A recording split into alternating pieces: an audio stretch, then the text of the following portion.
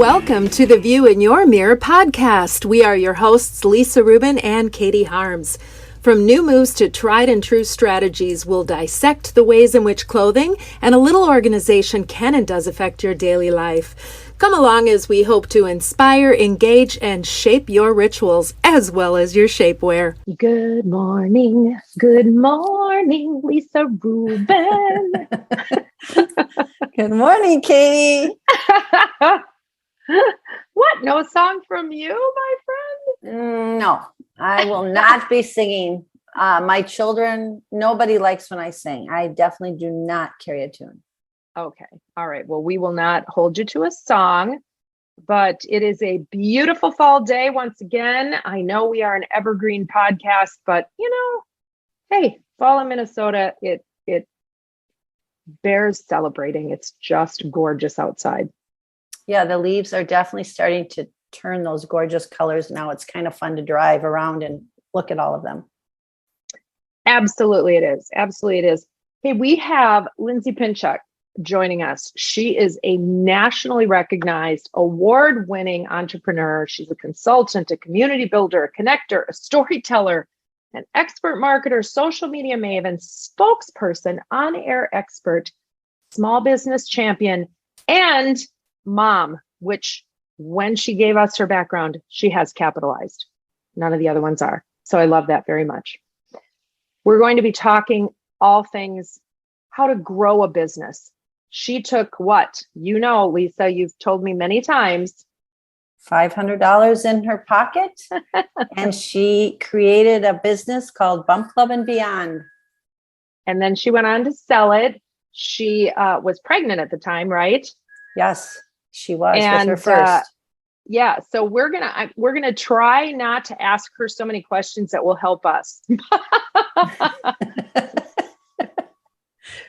She's a wealth of information, and when listening to her, she's just so positive and full of energy, and you just get energized by listening to her.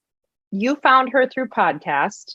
Yes. And her podcast is called Dear FoundHer. Dear FoundHer. Yep. Fabulous. All right. And we're going to learn more about that when we talk to her. But let's talk a little bit about our businesses. So Lindsay talks about the why. What was the why for your business when you started it 30 plus years ago? That's a good question. I don't know 30 plus years ago if my why is still the same. But I was very passionate about finding out that I could create a business within a company, Dayton Hudson at the time. And it was a wardrobe planning service, FYI, that Jacqueline Murray had started. And I realized that I could help women, executive women at the time, create executive presence. But at the time, they didn't even use those words. And it was something that was in me. That's all I can say. It was something that was in me. And I chose to do that versus just sell trendy clothes. And I decided I was going to make a career out of it.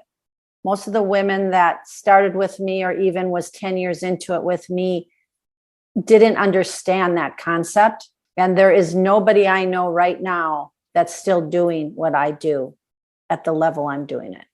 I think Jacqueline Murray played a big role in that. She was a big mentor for me, and we all have our mentors, right? I'm a really strong believer in mentors.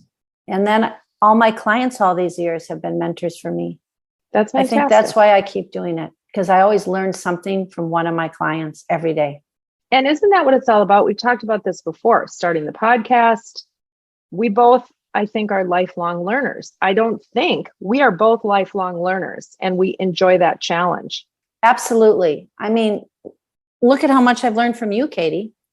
I mean, well, thank you. The podcast itself has been very challenging for me, completely out of my box. People maybe don't realize that, but some people have said, Lisa, you sound so much better now. I don't know if that's a backhanded compliment or what it is, but it was hard for me. This space is not easy for me. And I'm not a person that shares who I am. I'm always honest and I'm always direct, but I don't share my personal self. And this has been a space that I've been able to do that and feel good about it. So thank you, Katie. You are welcome. You're welcome. as you just were talking about that, you don't know if your purpose at the time is still your purpose. I would have to say that's the same with me. I had a very diverse, I would say, background in retailing starting out. I remember a lot of my friends would come in and I would help them with their suiting way back when I worked for Dayton's. And then I went to a store called I. Miller, and then I went to the tall girl shop, and then I ended up in the shoe business and sort of all over the place. Got my degree from college in communication. So that was consistent because it took me a while to get that degree. But when I started my own business, my own closet business, it was a necessity because I was pregnant with our second child. And I was trying to get a job in the retail management realm, and I was visibly pregnant going into the holiday season, and no one was going to hire me at that time. This was back in the 80s. And so I had always loved organization. I had been working in an organizational business, and I thought, why are we not doing this with builders? And so I started my business and slowly grew it, was able to stay home. It was always really important for me to be with my kids when I needed to be with my kids. My parents were very helpful with babysitting. So when I could go see a client, then my folks would come over and help out. I remember, however, Pratt Builders, Pratt Homes, he will still tell me, I remember when you showed up on a job site with a baby and a carrier on your back to take measurements of a closet. So it was very inventive. I think I was one of the first people that really pushed that. And then eventually brought my business. I went into a very ill-advised partnership that did not work out well. And then post that partnership, I brought my business into Share Brothers Lumber, and the rest, as they say, is history. And it grew and developed, and it's still going strong. And I'm involved in still very much using product and things like that, and see the shares and have a great relationship with them. But things have changed so much. And so now it's all right, what is my purpose? What am I doing?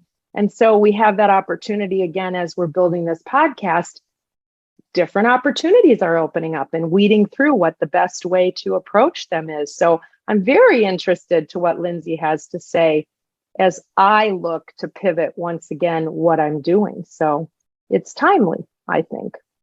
I think so too. And she is going to be a really fun, great guest for us. I agree. And thank you to you for securing that guest spot. I think that's wonderful. Also, thanks to you, I really you've been in my head constantly, as we all know. And we joke, but it's really true, having taken advice from you on so many fronts, especially wardrobe, and just the sense of how we approach things has really been fun to watch. And it's been fun to watch your development in the podcast realm.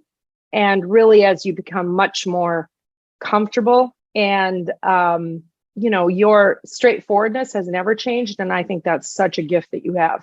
And it helps me tremendously, especially when you're in my closet and in my head. Or when we're starting our podcast out, our pre-podcasting that no one hears. That's right. That's a lot of fun banter. We are a true partnership, Katie. Yes. I'm very, very, very thankful for it. One of the things I was going to say, I do take my own advice and your advice.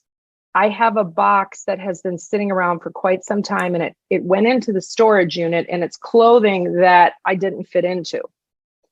And I've recently gone on, I've lost some weight through some just really concerted health effort. And I pulled that box out. And wow, it was a little like Christmas. It was kind of fun. Did you have a whole new wardrobe?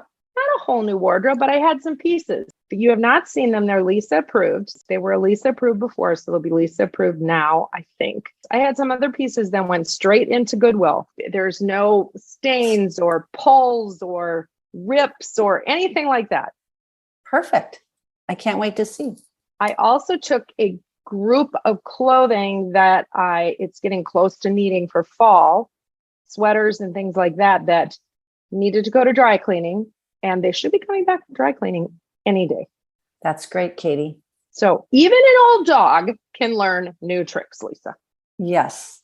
And you're very good at that. I'm not so good at that. Well, In what way though? Do you take your own advice? With the clothing and all of that, yes. Yes. Other things, probably not so much. Well, I feel like you want to tell on yourself or something. No, I'm going to just leave it at that. Okay.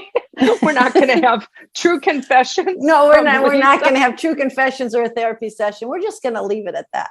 Okay. Well, I am so excited to learn from Lindsay. Let's welcome her to the podcast. But first, a word from our sponsor. On The View in Your Mirror, we love Continental Diamond. We are excited to talk about this amazing place. It really is special. The minute you walk in the door, you feel the joy coming out of the most amazing staff, many with 20 plus years experience, and all have their hearts and souls into making your experience fantastic. Helene Pessis is the co-owner and head buyer of Continental Diamond. She's a friend of our podcast and has been a guest with us as well. Located just 10 minutes west of downtown Minneapolis, adjacent to the West End with great parking, I promise you, you will not be disappointed. Go into Continental Diamond. With the holidays fast approaching, check their website. They do have some upcoming trunk shows that will be announced, so keep going back to make sure you don't miss them. Also, go onto their website and sign up for their wish list. Wouldn't it be great to give someone you're very close to, someone who loves you a lot, a wish list from Continental Diamond and make their life easy? Continental Diamond, continentaldiamond.com. Lindsay Pinchuk, we are so excited to have you. Lisa has been over the moon excited because I feel like she discovered you and brought you to me, but she has talked about you as a podcaster. And I said, as we came on, I'm going to try really hard not to say, well, what should we be doing? What should we be doing? Because you are just such a master at it. So thank you for being with us.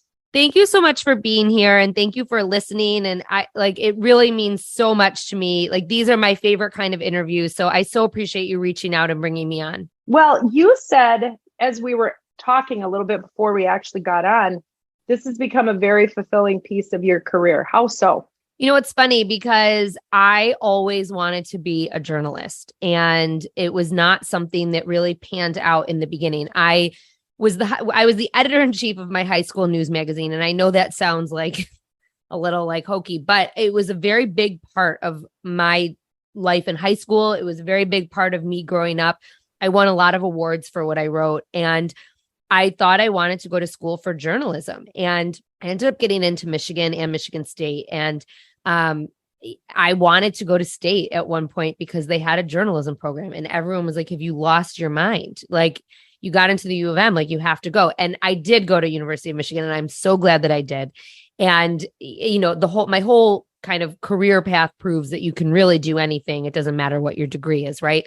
So I went on to major in like a sports business program, and I worked in ad sales. I ended up working in ad sales for 10 years. And you know, it was kind of like the business of journalism, and it was the business of my favorite magazines and publications and media properties. And I learned a ton. I learned about ad sales and sponsorships and all of these skills that I ended up using in my business. But when I started my company, which was a community for my first company, was a community for parents and parents to be. And when I started that company, I grew up alongside social media. And so I all of a sudden was sharing stories and sharing information, very much like a journalist, but in this different capacity, in a capacity that I never could have imagined because we didn't have social media in high school. And so that was really my favorite part of what I did at Bump Club and Beyond. Like, it was like meeting people and connecting with people and building community, of course, but it was sharing the information. And that information was the catalyst for the community that I built. And through my time at Bump Club and when I owned that company, I was afforded the opportunity to interview some really major people. I interviewed the cast of Bad Moms. I interviewed Catherine Reitman from Workin' Moms, who I have continued a relationship with, and she was on my podcast. I interviewed Ginger Z. I got to go into Good Morning America and go onto the set. I mean, I had some really awesome opportunities, and that was my favorite part of what I did. And so when I left Bump Club, I really said to myself, okay, if I'm going to help female founders, if I'm going to build this new community to help entrepreneurs and really, you know, set women up for success, I want to continue sharing stories. And how better to do that today than with a podcast. And so building a podcast was a really important part of my marketing process and my marketing strategy in building my new business. But it was really more than that. It is more than that because it's the part that fills me up the most. And so now I have a podcast, Dear FoundHer, and Dear FoundHer is really me sharing the stories of some of the biggest and best female founders in the world twice a week. And it was really only supposed to be once a week. So now it's this, full circle moment where I am filling that bucket as a journalist just in a very different way than I imagined 20 plus years ago. I thought I'd be writing and putting things in a magazine, and now I'm interviewing on air and thousands of people are listening, and it's amazing. So it is like it has been a lifelong dream for me to fill this journalist bucket, and I'm just doing it through a different medium than that didn't even exist, 20 years ago. So that is really the long story of how I am being so fulfilled right now. And just helping people is like fills me up in a way like none other. And that's, how I built both of my companies is really on the basis of helping and bringing community to help support women in these different stages of their life. But it's also the passion that you have for this is within you. It's like in your gut. So for you, it's probably, you don't even think of it as work. I don't. It's what fills your bucket every day, along with your family and your children. Having this community, as you call it, is what really fills your bucket up. Yes. And it was like that with Bump Club. So with Bump Club, like I had the community of parents and parents to be, and it became my community too.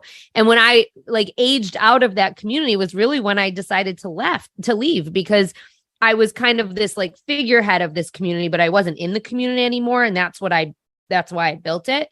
And now I have this community of female founders and small business owners and side hustlers. And I love just being able to answer their questions and share with them whatever it is that I can share to help them be successful too. So yes, it doesn't feel like work. It's funny because I get a lot of pitches for the podcast from, PR people, and they'll say to me, well, can I have a list of your questions? Because they want to like prepare their clients. And I say that's not how I roll. That's not how it works. Like, you got to listen to the podcast if you want to be on it, but it's conversational because I actually do very minimal preparation when I'm getting someone on the podcast. I like look at their background and kind of see what they do, but I want to have a conversation with someone and I want it to be real. And like the biggest compliment that people give me is it feels like I'm having lunch with two friends, and it's not edited and it's not pared down, and I don't take out ums and likes because guess what? That's how people talk.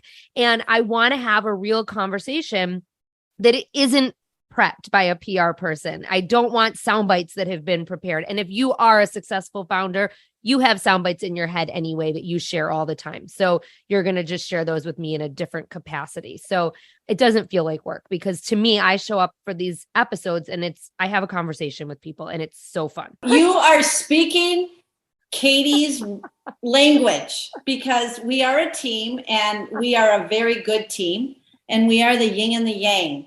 But Katie does not like to do any preparation either. And I'm a little bit more of the anal one.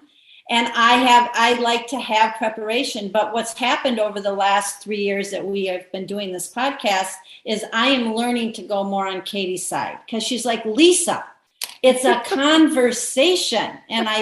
So I'm getting better at it. But that is Katie. I mean, that's exactly how Katie operates. It's so funny because when I was preparing to launch my podcast, I was obviously listening to a lot of podcasts. And as you guys know, everyone has a podcast, right? Like every celebrity, there's so many podcasts. And a lot of them are really kind of like for a season. Like a lot of the podcasts that are out there, you can pull up and it'll be like a famous founder or a celebrity or someone notable, and maybe they'll have 10 or 12 episodes. It's probably something they did that was sponsored, and that's kind of it. They're not all like continual podcasts, but I was listening to a lot of different shows, and I was listening to a show it's going to remain nameless here because it doesn't matter. But it was a very successful female founder, very successful. And I'm listening to the show and there was no conversation. It was really her reading a list of questions. And she was interviewing two other founders who I very much wanted to know about. And I was very intrigued enough to listen to this episode. And I got off the like listening to this episode and I was like, how the hell does this girl have a podcast? And like, who's listening to it? It was so boring. It was like just listening to her read questions and she wasn't even responding to what they were saying. And it took 30 minutes to get through their background. And I was like, oh my God, like that's something you can read online, but this was someone who was very successful and had a lot of reviews on her podcast. And you just, you had to kind of wonder where that came from. But I have no interest in listening to a show like that. None. Yeah, neither do we. That's why I love yours. Thank you. I agree. You talk in your intro to your show, you say there's no blueprint to success in entrepreneurship, right? Do you see common threads though that keep popping up? Yes, absolutely. I see common threads, especially through the conversations and, through my experience as well. I think when I say there's no blueprint, it's kind of like no one has ever put out a guide to entrepreneurship for women. And one of the reasons that I started my podcast was because I was listening to Guy Raz's How I Built This with the founders of SoulCycle. And they sold their business at one point and they made a comment, one of them, and I can't remember which one said this, but one of them made a comment that there is no handbook for selling a business. And I literally started to cry when I heard them say this because there is no handbook for selling a business and it's really stressful and no one prepares you for a lot of what comes your way. And in thinking about it, I was like, but there's really no handbook or blueprint for building a business because you just never know what's going to be thrown your way. So to answer your question, because I want to answer your question, the common themes that I hear from a lot of founders and from myself, the number one thing that people say is just get started. Like the number one thing that founders say on my podcast is just do it. You don't have to have a perfect product. You don't have to, be putting out a product that is exactly what you want it to be.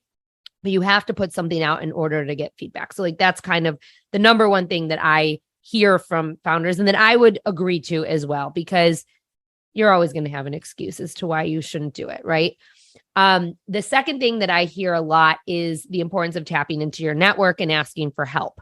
And, I've had so many different people on the podcast who have shared their stories of how they've utilized people that they know that they didn't think, were there for that purpose, but ended up being a huge help to them in terms of growing their business. And so I talk a lot about looking into your network, your contacts, people who are like, I call low-hanging fruit. Everyone knows someone. And if you want to get something done and you need help doing it, you have to ask for help. And it's okay to turn to people in your network to do it. So those are kind of like two different things. It's like utilizing your network and asking for help. And then I would say the last kind of, because I could go on and on about this, but I want to make sure to answer your question and then we can move on. But I would say the last theme that I would say that comes up a lot is the importance of knowing when to pivot and make a change. And, I think that that's something too, that you have to know as a founder when something's not working, and you have to be confident to turn around or make a 180 or whatever it is that you're going to do. Because if you continue to do something that's not working, you're just going to have to dig yourself out even further.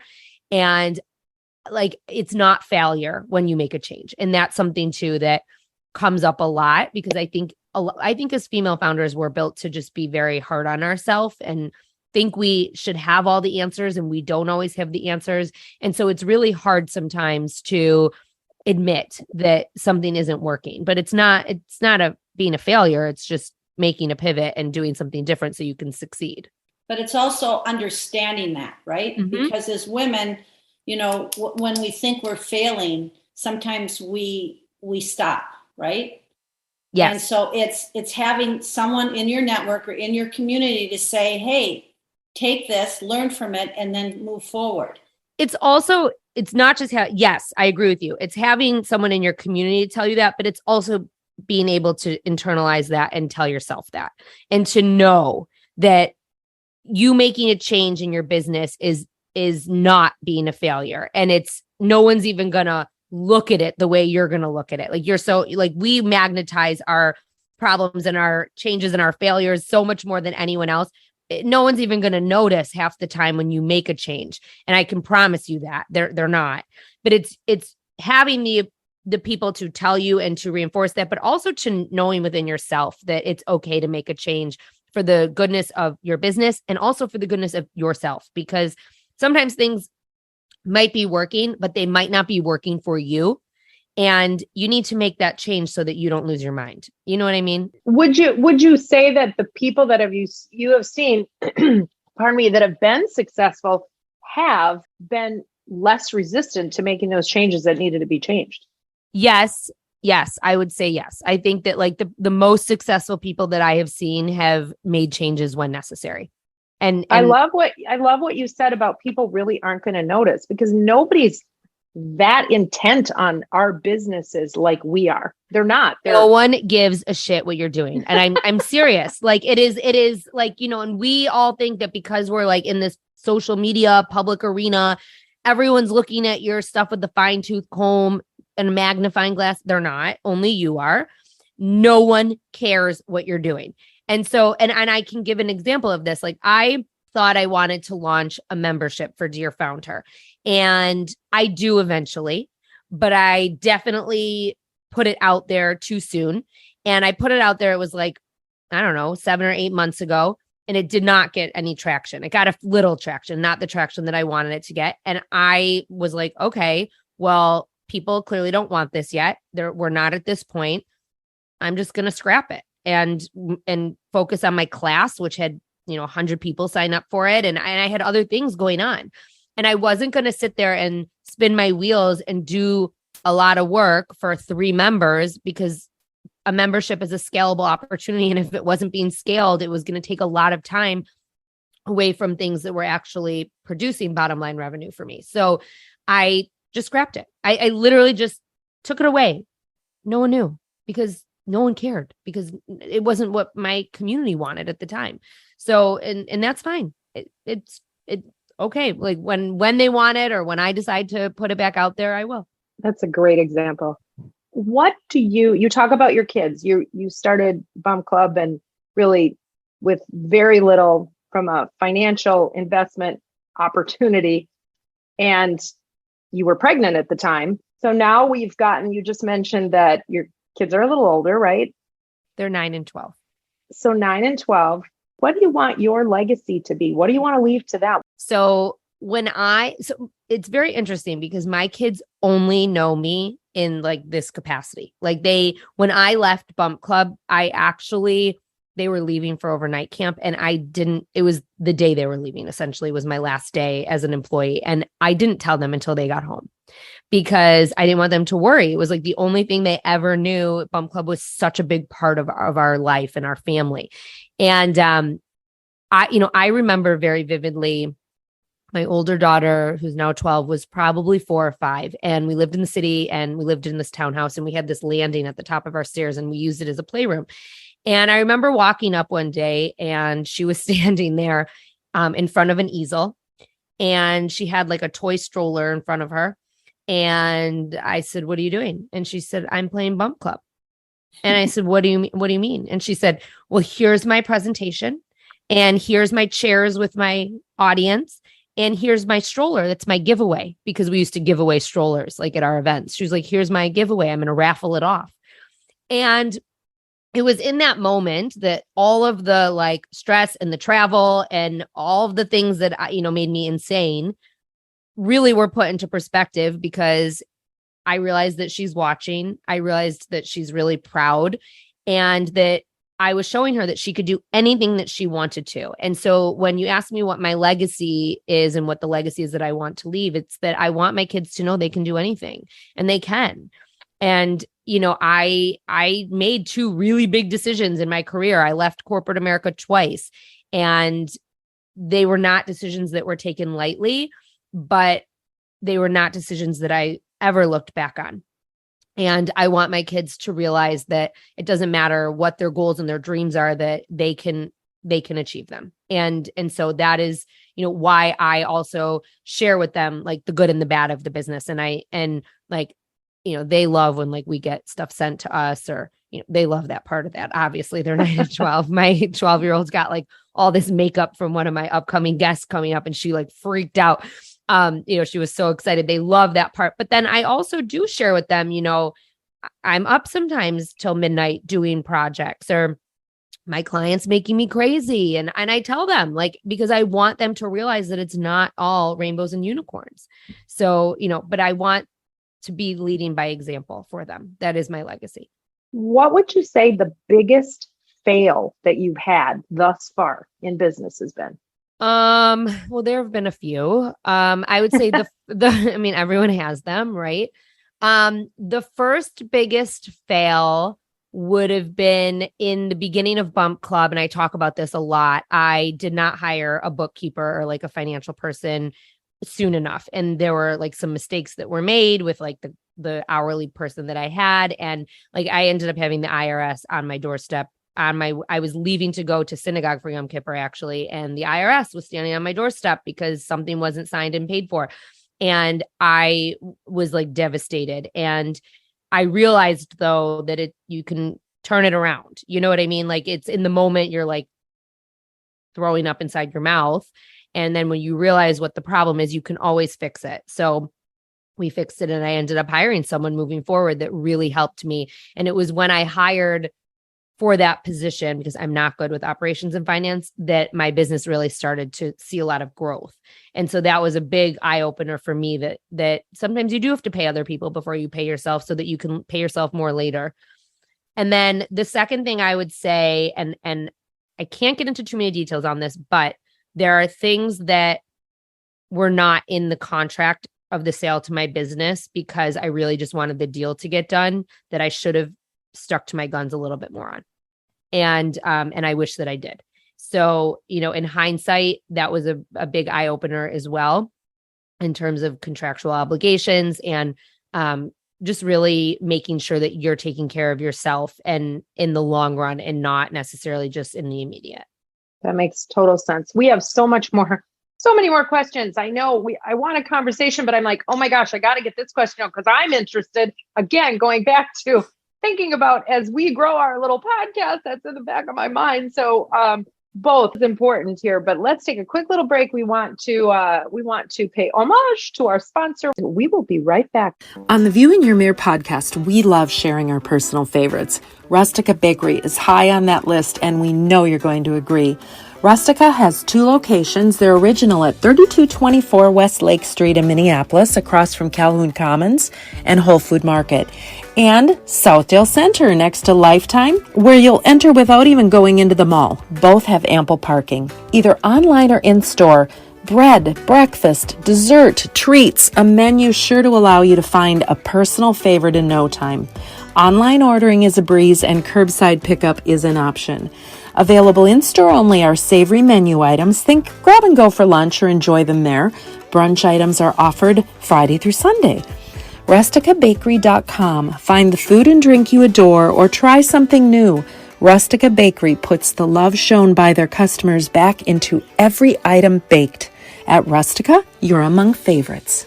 So we are back, and I have some fun questions for you, Lindsay. So if you were a dog breed, what do you think you'd be? I have a mini Bernedoodle, and that was like an accident. It was a COVID purchase. I always wanted, we had a golden retriever, and he died before COVID. And I love Goldens because he was so like understated and under the radar, and he was kind of quiet, but that's not me. I would say after having this dog, this mini Bernedoodle, I would say I'm more like Ollie. He is like very smart, and he like is meticulous and really and truly as a dog. And like I could see he makes calculated decisions, but he's so goofy and fun. And so that is how I look at myself. Like, I know how to have fun. I always say that I'm like a work hard, play harder type of person. But I am very meticulous in my decision-making and calculated in my decision-making. Okay. That's good. That's fantastic. I'm a standard poodle, they say. And Katie is I've never been asked that before. I know. And Katie is a Labrador. We think. How do you know? Oh, Well, we Lisa, just know. You know, that's actually a fun story that it bears repeating, because Lisa was walking with a friend of hers very early on in the podcast process. And her friend said, well, describe Katie to me. And she came up with this. So she came up with it. In my head, instantly it came on me. She said, she's a Labradoodle. You know, she goes into a room. She makes sure everyone. No, you're a Labrador, not a Labradoodle. She makes sure, I'm probably more of a Labradoodle with the curly hair. But in any case, she goes around and makes sure she meets everyone in the room. She connects people up. She's just, you know, very fun and happy and all of that. And so then her friend said, well, okay, then what would you be? And she said, well, I'm probably more like a standard poodle. I stand in the corner and I'll focus on one person I may want to get to know. And and then once I trust you, then I give you all of me, right? That's right. That's right. I love so that. That's how that got. And we've actually had so much fun with that question. But more times than not, people pick the breeds of dogs that they have. I, of course, have a Shih Tzu Bichon, which we do share the same hairstyle. But beyond that, she's very short and tiny and I'm not. So I like that question. Okay, so another question I have is, when you look in the mirror, who do you see? I just see me, really and truly. And like, I think it took a long time to get to that point. Like, you know, in college and high school, you're always trying to be someone else, right? Or like wear the greatest this or whatever everyone else is wearing. And like, I am so past that. And I have been so past that since I started my first business. You know, it was really that entree into entrepreneurship that gave me the confidence to just be myself. And when I was putting myself out there in the world through Bump Club and like people were responding to me and I was like, oh, like people like really care what I'm saying. I just am myself. I don't apologize for who I am. I know that I'm not for everybody. And when I look in the mirror, I'm just comfortable that it's me on the other end. That's great. I mean, it's awesome that even a woman at your age can already feel that, because Katie and I talk all the time. We think she means a young woman. A young woman, right? Because we're in our 60s. Oh, stop. Believe it or not, we're in our 60s. So, you know, it sometimes takes women a long time to look in the mirror and just see themselves. Yeah. And I mean,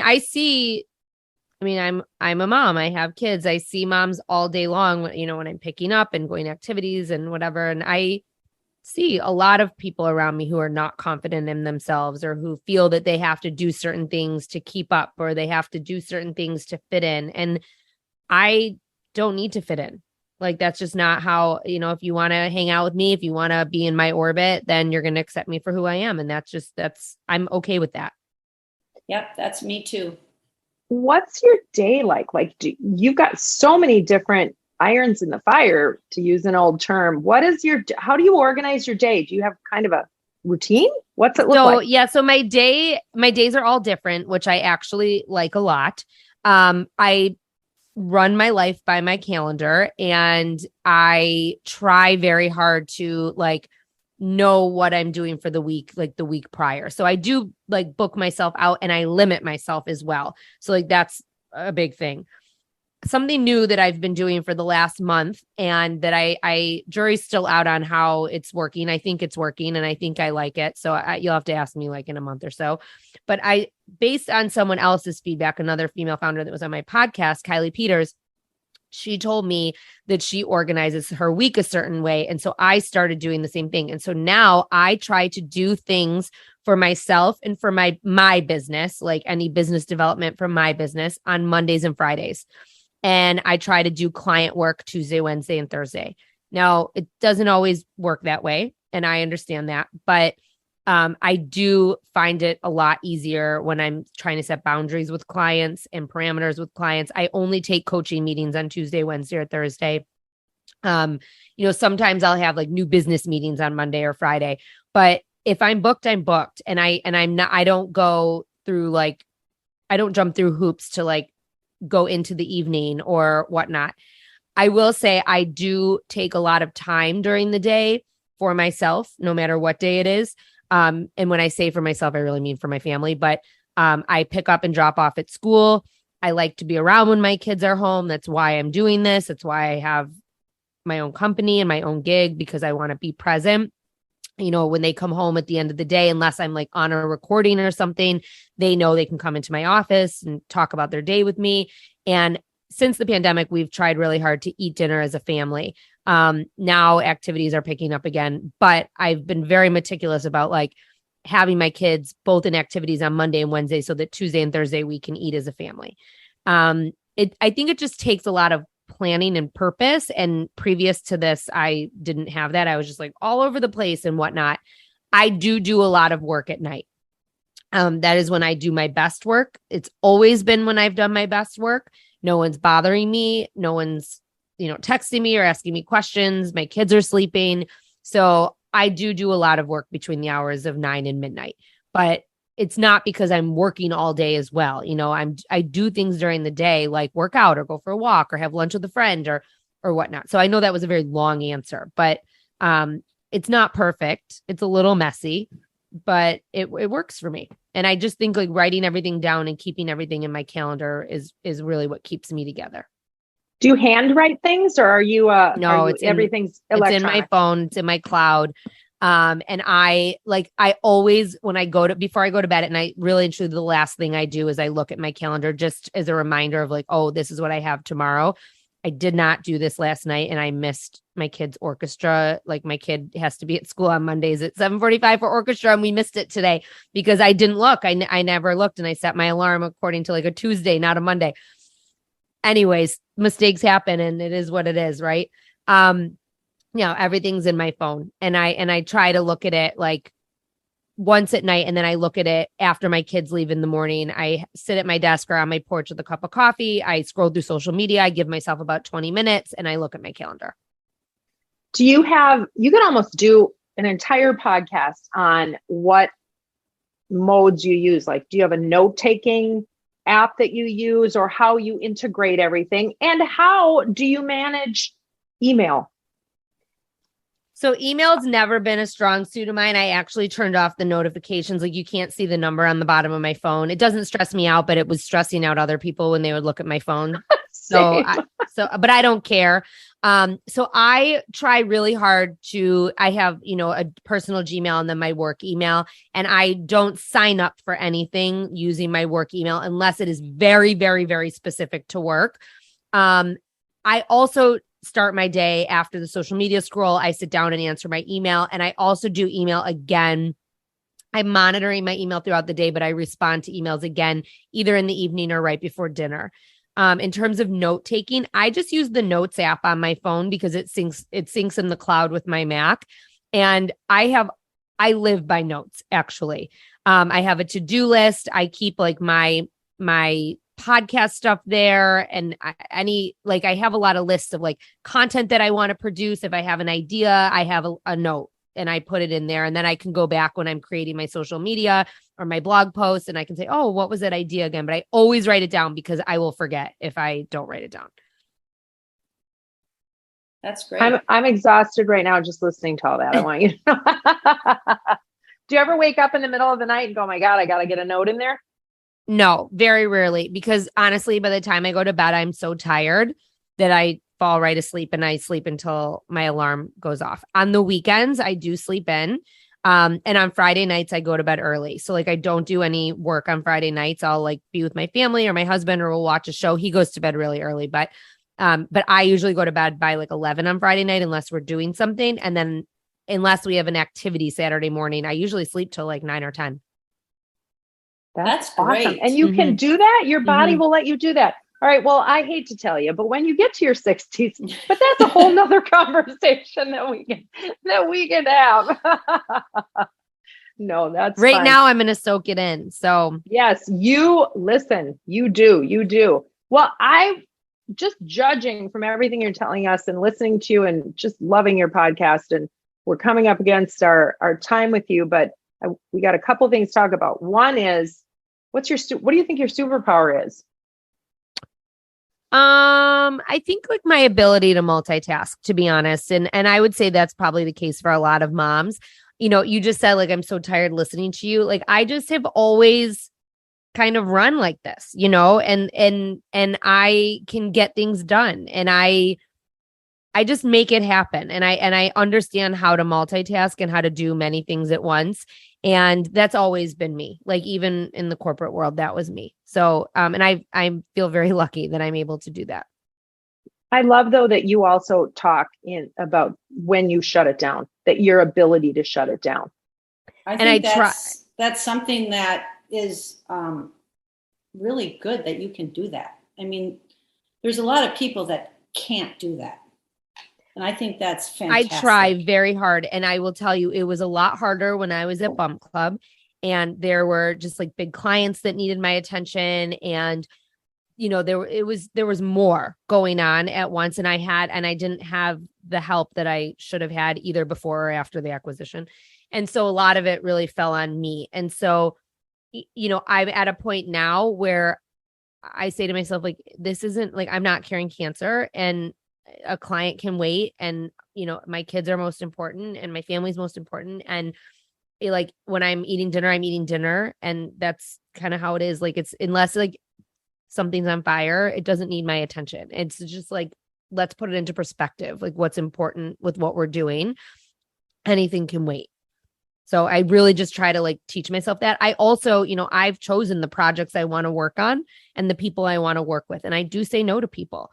If I feel like a client is going to give me the runaround, or someone's going to take up way more time than we're like contracted for, or it's going to be a pain in the ass, I say no. I just say I'm busy, or I'm full, or, and that's okay. And I feel very lucky and fortunate to be able to do that. Your value. It's important. You have to know your value. And Lindsay, do you listen to your gut a lot? Oh my God. Yes. I listen to my gut all the time. And actually someone just said to me yesterday, because I think we're making a change in like, I don't need to get into details, but we're making a change in something in our family life and our community here. And a friend of mine said, you're always so good at trusting your gut. And I'm sure that whatever you do will be the right decision. And so, yes, like I do trust my gut a ton.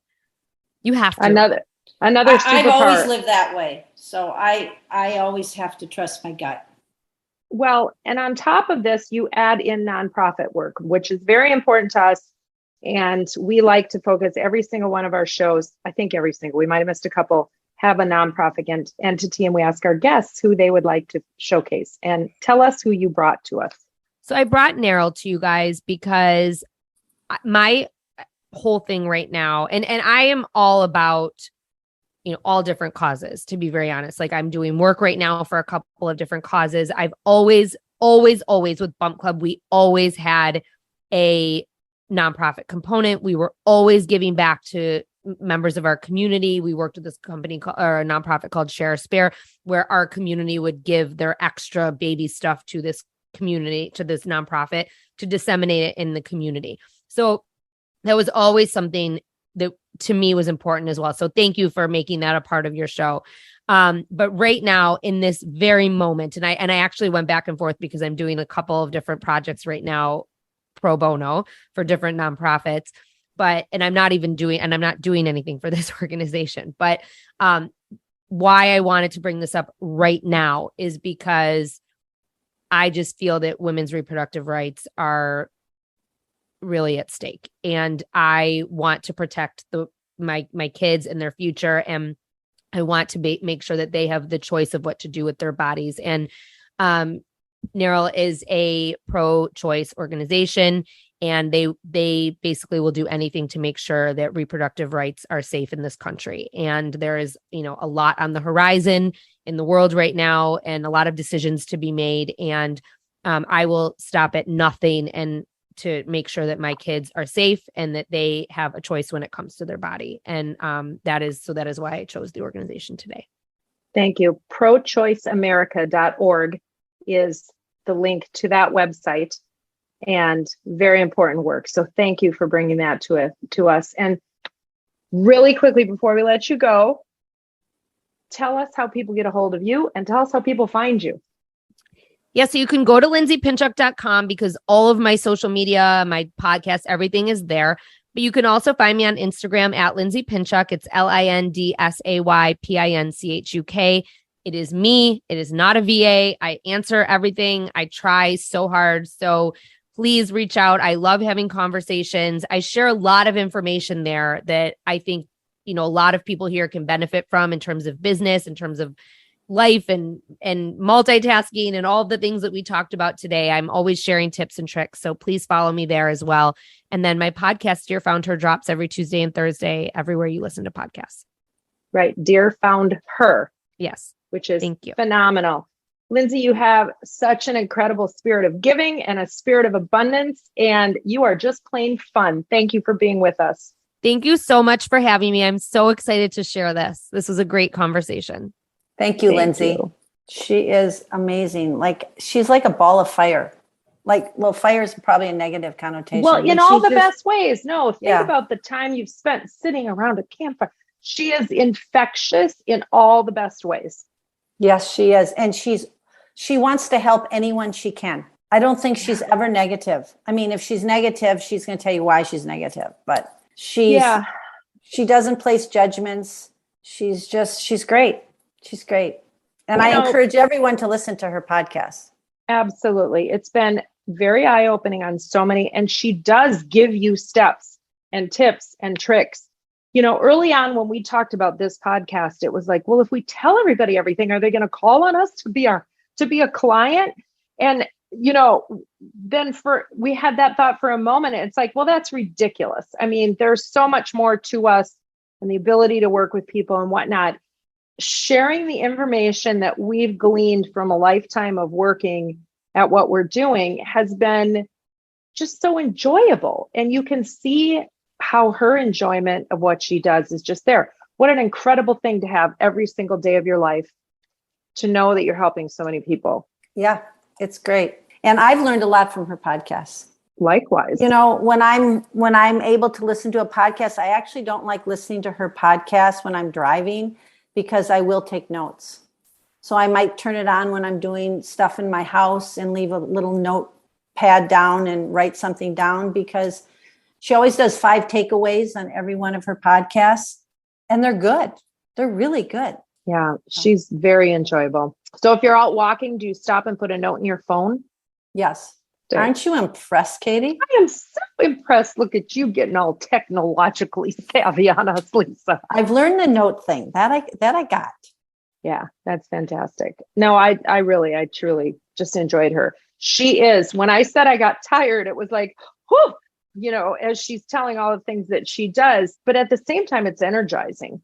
It is. Yeah, fantastic. Well, thank you for finding her. Really, really amazing for the podcast and to have her on our podcast. So listen, we know that you have a lot of choices in listening to podcasts. And as you listen to ours, we hope that you would take the time to rate us, go to your podcast platform, give us a rating, give us a review.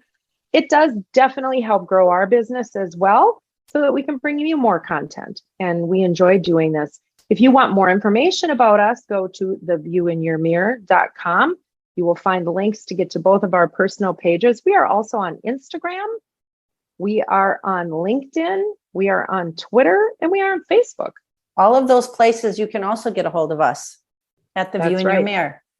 That's right. So we thank you, and we thank all of our friends and listeners and family who absolutely positively lift us up and carry us and give us comments. And it really does make us happy, and it lets us know that we are doing something that others love as well. Very true. And we also want you to know that when you look in your mirror, you are the best and only version of yourself. So give yourself a smile, a pat on the back, and go forward knowing that the world is your oyster. Until next time.